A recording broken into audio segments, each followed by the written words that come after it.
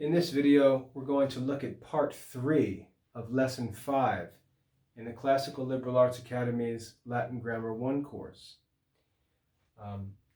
In lesson 5, our subject of study is varia adjectivorum genera, which means various classes or kinds of adjective nouns.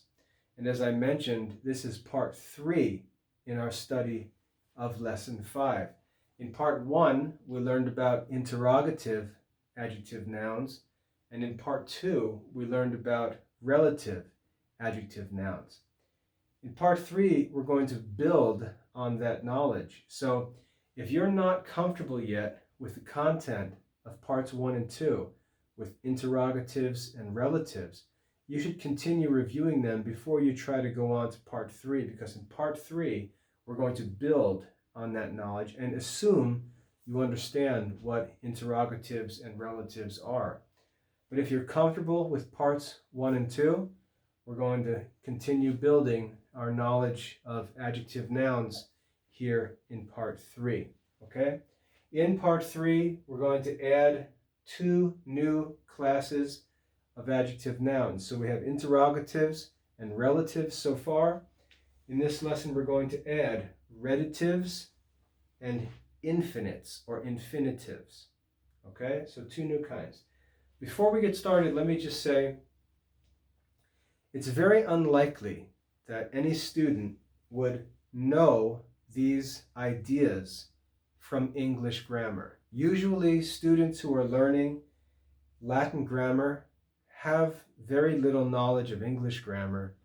And if you were to take an English grammar course, it's not likely that all of the content of our classical Latin grammar would be covered in an English grammar course. Usually English grammar courses are pretty light in content. They really don't get into this stuff because the philosophy that classical grammar is connected to, English grammar textbooks are not connected to that same philosophy. And so the content is just sort of random and confusing, whereas in classical grammar, the content is very, very clear because it's actually connected to the whole of classical philosophy.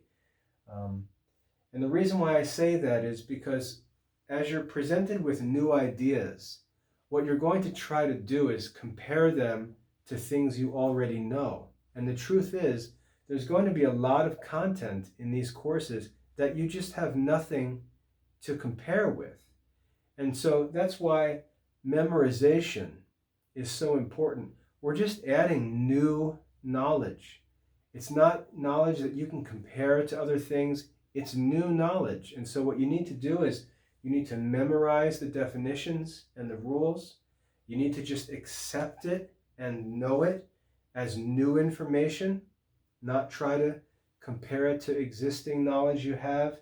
And then as you work in a course like Latin reading, just begin looking for these things and seeing examples of what you learn about in Latin grammar. And over time, everything will start to come together and become clear for you.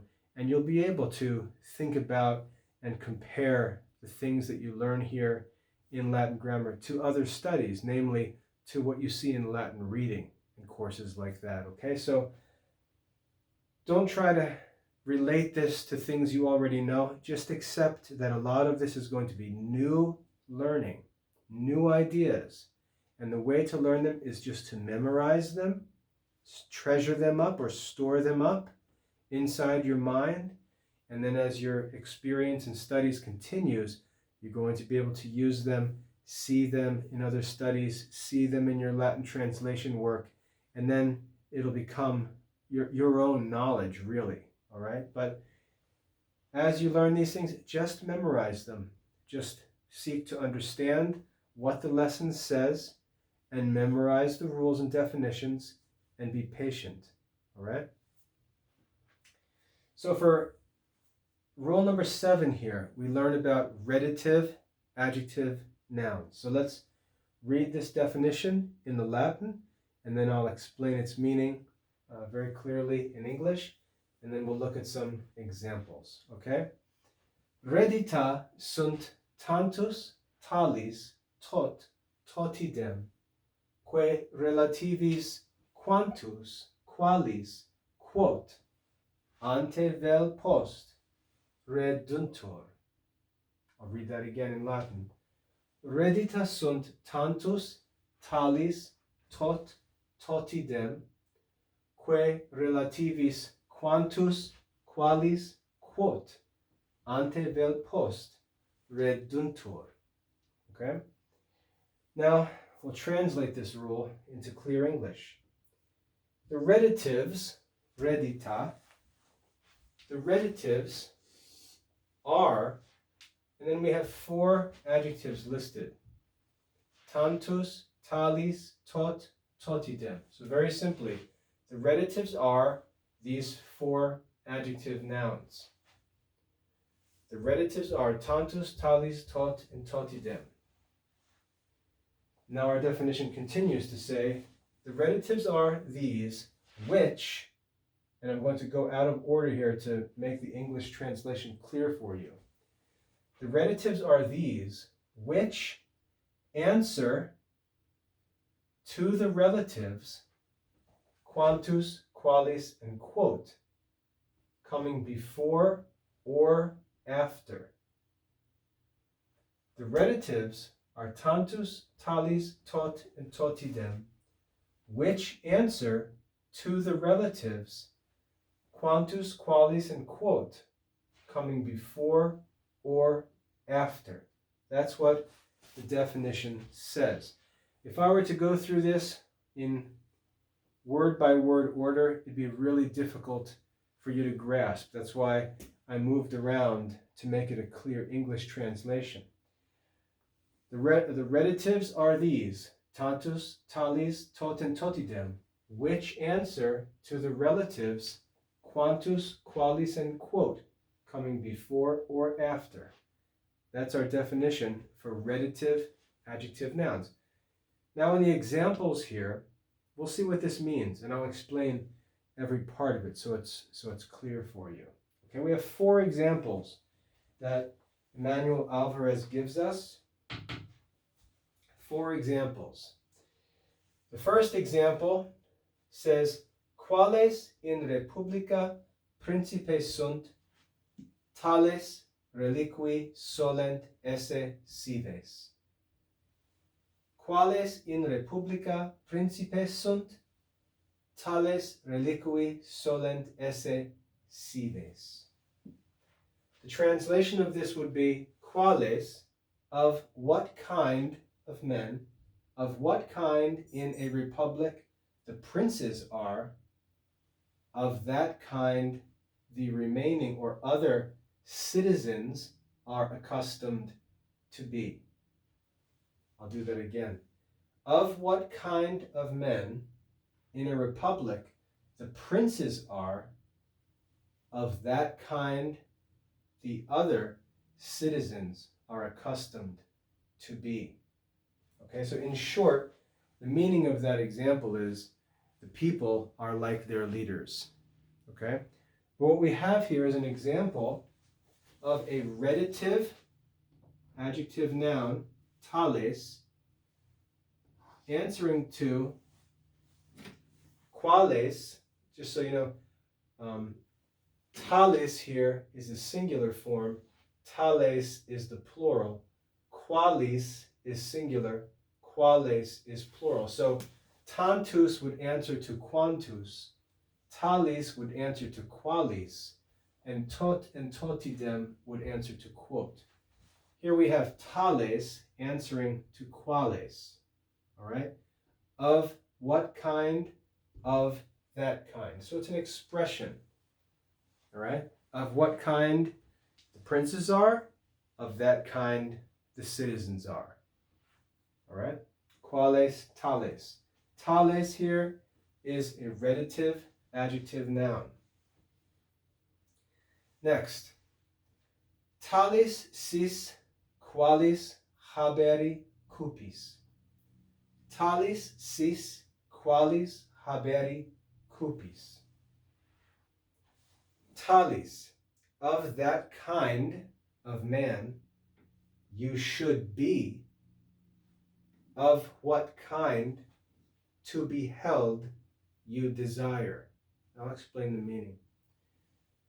Of that kind you should be, of what kind to be held you desire. And what that means is, whatever you want people to think about you, whatever kind of man you want people to think you are, you need to be that kind of man. Okay? Of that kind you should be, of what kind to be held in the opinion of others you desire. All right? So here we have an example of talis, which is one of our relative adjective nouns, answering to qualis. All right? Just as the rule tells us. Talis answers to qualis. Of that kind, of what kind? All right? Now, if you look at these first two examples, you see in example 1, tales, the relative, comes after qualis. But in example 2, the relative, talis, comes before qualis. So we have comes after in example 1, comes before in example 2.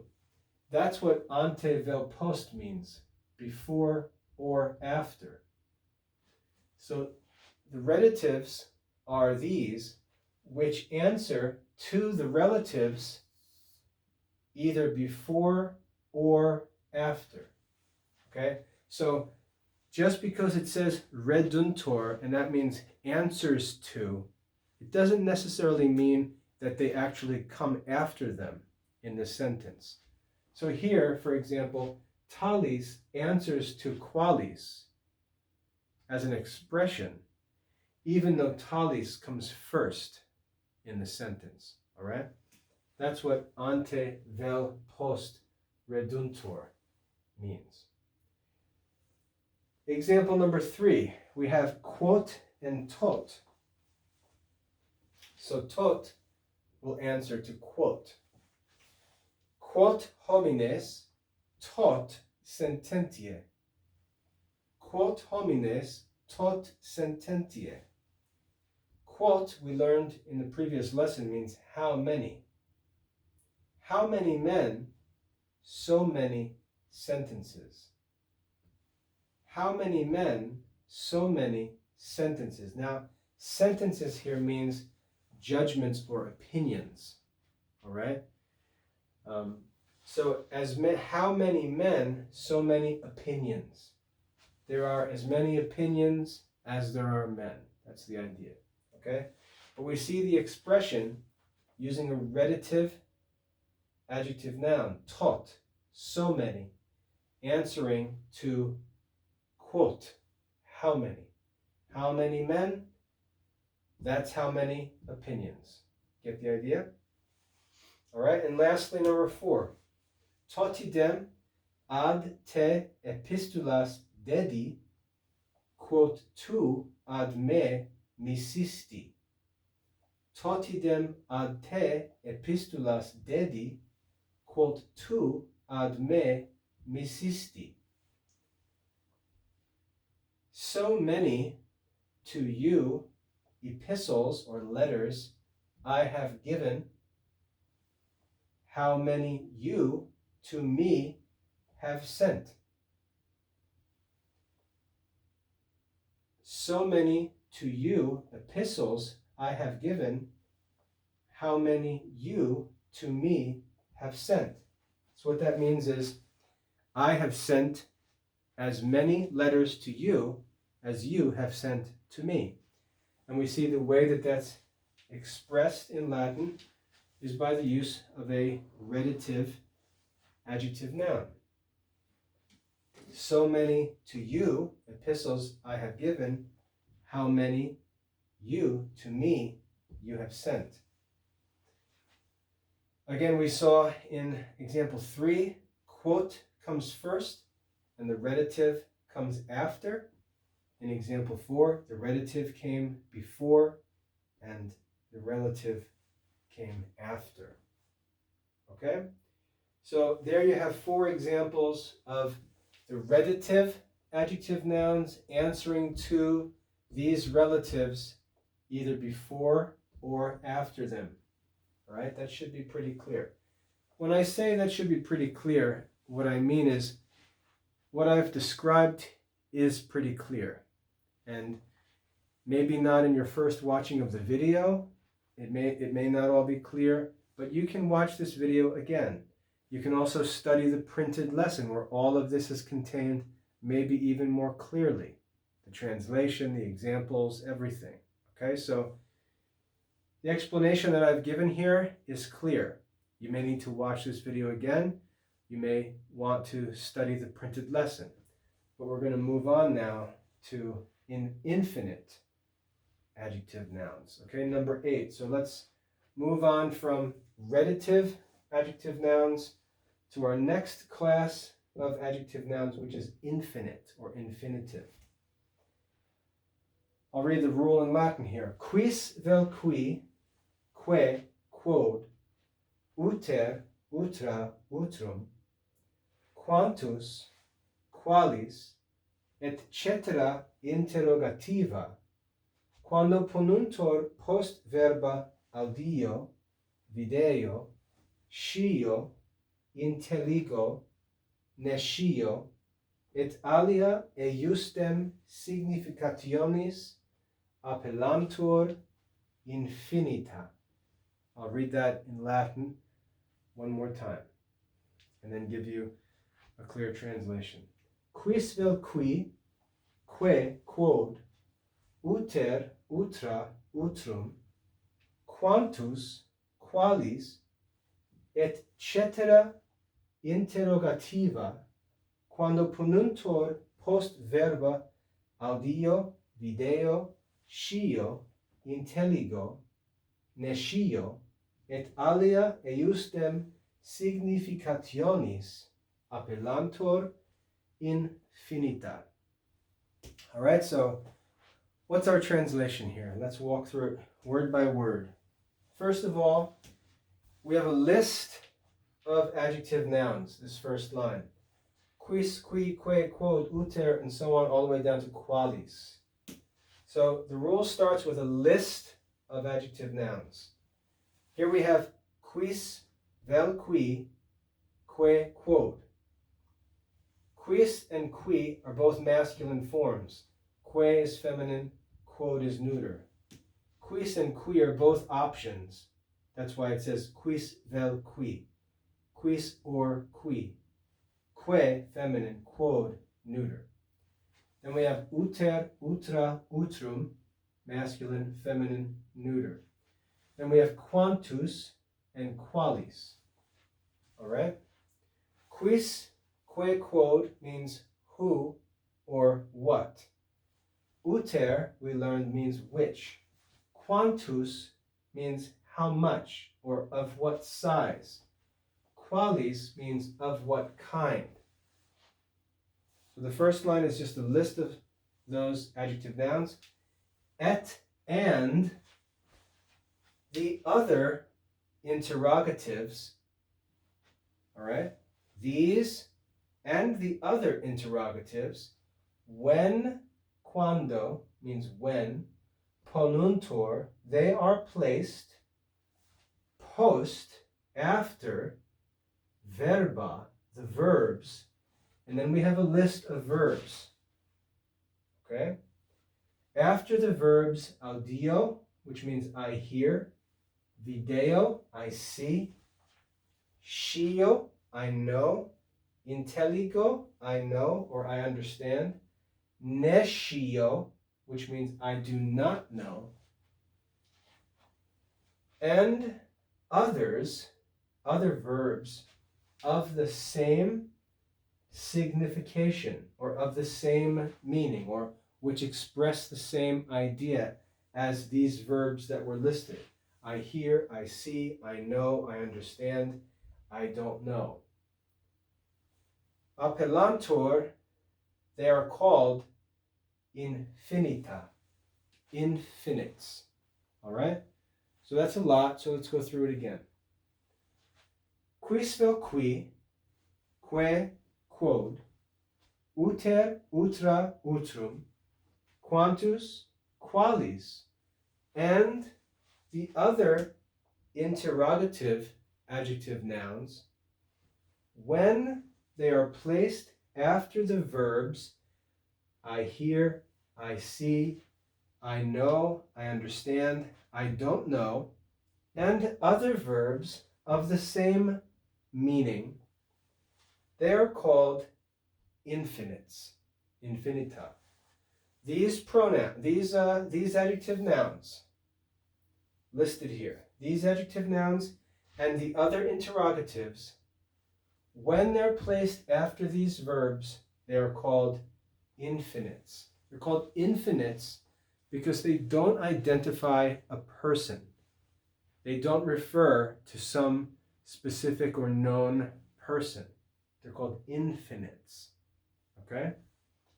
So when these adjective nouns and the other interrogatives, any of them, are placed after verbs that express the idea of these verbs, then they're called infinites. Remember, just memorize this. This is new information. You can't compare it to old information. It's new information. You just have to memorize it and move forward and start using it. Okay? Now, the best way to understand exactly what this means is to look at the examples. So what we're looking for are these adjective nouns coming after these verbs. All right? When we see these adjective nouns coming after these verbs, then we know that they're infinites. That's what we're looking for. So in example 1, we have nescio quis sit. Nescio quis sit. And what we see is one of these adjective nouns, quis. That was one of the ones in our list, quis. And we see it coming placed after one of the verbs that was in our list, nescio, nescio, which means I do not know. Nescio quis sit. So right here, this quis is an infinite. It's one of these pronouns or interrogative pronouns. I say pronouns, but remember, I told you in the last video, or the last 2 videos, that the word adjective here used in this lesson refers not just to adjective nouns, but also to pronouns and could refer to participles, okay? So you'll notice me saying pronouns because I know that these are pronouns. You don't necessarily know that yet, but I do, so I'm going to look at them and say they're pronouns, and then you'll hear me correct myself and say adjectives or adjective nouns, because the lesson is a study of adjectives which can include pronouns and participles. Okay, so don't get confused or nervous if I say pronouns. It's accidental when I say that. It's true, but it's accidental because in our lesson we're focusing on classes of adjectives which include pronouns. Okay, so don't let that confuse you. What I was saying was, in this example here, nescio quis sit, we have this adjective quis placed after one of the verbs on our list, which means that this is an infinite adjective noun. Okay? What this sentence means is, I do not know who he may be. I do not know who he may be. All right? Who here is an infinite adjective noun.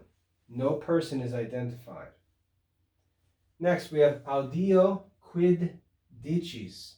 Audio quid dicis, and here we see one of our adjectives, quid, right, which is a form like quis, que, quod, quid. Audio quid dicis. We have one of these adjective nouns following one of our verbs. Audio was in our list. I hear what you are saying, or what you say. I hear what you say. Audio quid dicis. Quid here is an infinite. Why?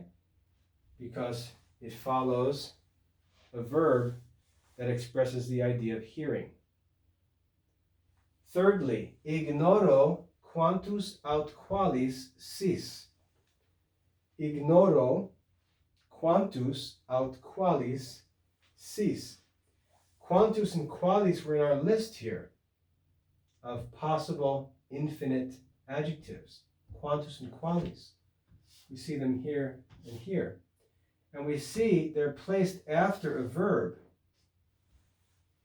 The verb here is ignoro. And if we look down at our rule, ignoro is not in our list. Ignoro is not one of the verbs in our list, but remember our definition said, and others of the same signification or of the same meaning. Well, ignoro is a verb of the same meaning as nescio. It means I don't know.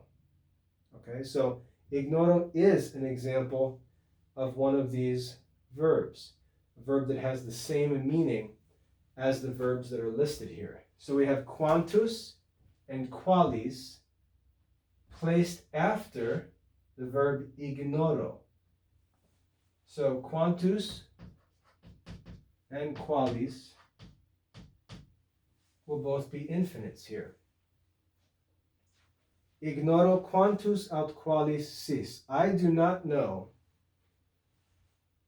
of what size or of what kind sis you may be. I do not know of what kind or how much, or of what, I'm sorry, I said that wrong. I do not know of what size or how much, or of what kind you may be. All right? So quantus and qualis coming after the verb ignoro are examples of infinites. Now, as I said, there's nothing really that we can compare in our existing knowledge. There's nothing that we can compare this new grammatical learning to. And so sometimes we feel like we can't understand it because we don't have anything to compare it to. All right? But when you're learning the classical liberal arts and true philosophy or true theology, you're going to learn many, many new ideas that simply don't exist in your mind. When we learn things, we try to understand them by comparing them to things we already know. So if you went outside and lifted up a rock and there were bugs under the rock, and you looked at those bugs, you would immediately begin to compare them to bugs that you already know about. And you would try to identify them by comparison. The problem, let's say you visited a faraway island. There could be animals on that island that are nothing like any animals you've ever seen before. And there's just nothing that you can compare them to. It's just new, something new. Well, in that case, you just have to take in something new and add it to your knowledge. And then in the future, you now have something new to compare things to. Well, in grammar here, we're going to learn a lot of ideas in all of our studies. We're going to learn a lot of ideas that you don't have anything to compare them to.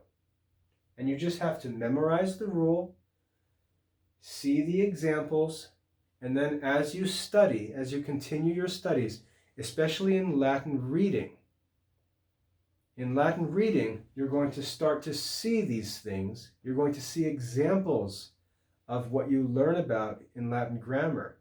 And that's where you're going to begin to compare and understand. And this knowledge is going to begin to feel like you really possess it, like it's yours. That's the goal of our studies, all right? but we have to introduce new ideas. We can't have everything that you study be like something you've already studied in the past. So you have to be open to expanding your knowledge and learning new ideas.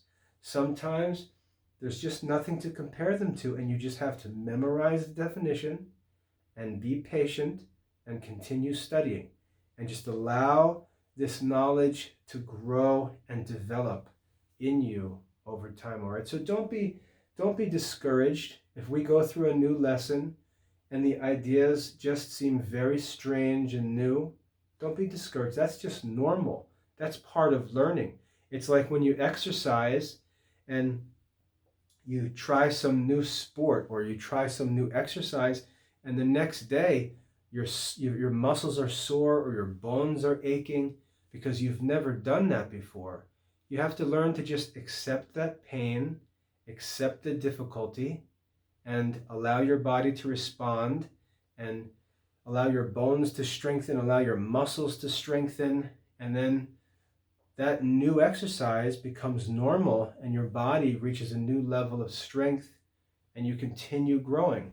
Your mind works the same way. So when you see new information and it just feels like you quote unquote can't get it, you just need to memorize the rules, learn the examples, and just patiently continue studying and look for them in your other studies, especially Latin reading. Okay, so I hope that's a helpful introduction to the content here in part 3 of lesson 5 on the various classes of adjectives.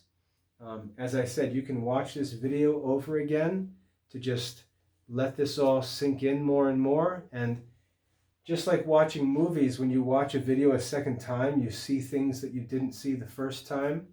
So watch these videos over again, study the printed lessons where all of this is written out, maybe more clearly for you. You may find that the printed lesson is clearer, but use these videos, use your printed lesson, review parts 1 and 2, and you'll slowly build a mastery of what we study here in lesson 5, the various classes of adjectives. And then we're going to move on in our next lesson to different kinds of adjectives, okay? So I hope that's helpful. Don't be overwhelmed. Don't be discouraged. Just keep moving little by little, bit by bit, and you'll do fine. Okay, if you have any questions, feel free to contact me and I'll help you out. But relax and just keep studying and be patient. I hope that's helpful. God bless your studies.